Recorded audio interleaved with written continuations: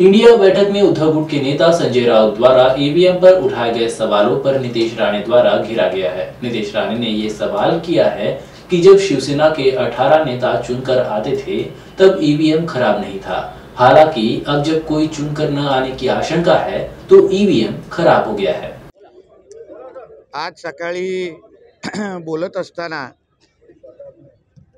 संजय राजाराम राऊतनी व्हीपॅट मोजलं पाहिजे, ईव्हीएम वर परत एकदा आक्षेप घेतलेला आहे त्यांच्या इंडी बैठकीच्या अनुसार। आता मला आश्चर्य वाटतं की त्याला प्रश्न मला विचारायचा आहे की 19 आणि 14ला जेव्हा तुझ्या मालकाच्या पक्षाचे 18 खासदार मोदी साहेबांच्या आशीर्वादामुळे निवडून येत होते, तेव्हा तुला ह्या व्हीपॅट बद्दल आक्षेप घ्यायसारखा वाटला नाही का? तेव्हा तुम्ही ईव्हीएम वर आक्षेप घ्यायसारखं वाटलं नाही का? जेव्हा मोदींच्या साहेबांच्या आशीर्वादाने 18 निवडून येते तेव्हा ईव्हीएम चांगलं होतं, आणि आता जेव्हा एक खासदार निवडून येण्याचे जेव्हा वांदे होणार आहेत तेव्हा लगेच ईव्हीएमच्या नावाने शेमड्यासारखं रडत बसायचं। या गोष्टीला काही अर्थ नाही।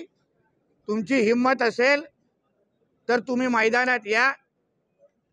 तुझ्या ज्या मालकाने साधा सरपंचाची निवडणूक लढवली नाहीये, सरपंच होण्याची ज्याची लायकी नाहीये, तो मोठा पंतप्रधानाच्या पदाबद्दल अगर स्वप्न बघत असेल ना, तर हा 2023चा शेवटचा विनोद आहे, एवढं मी ह्या निमित्ताने सांगितलं।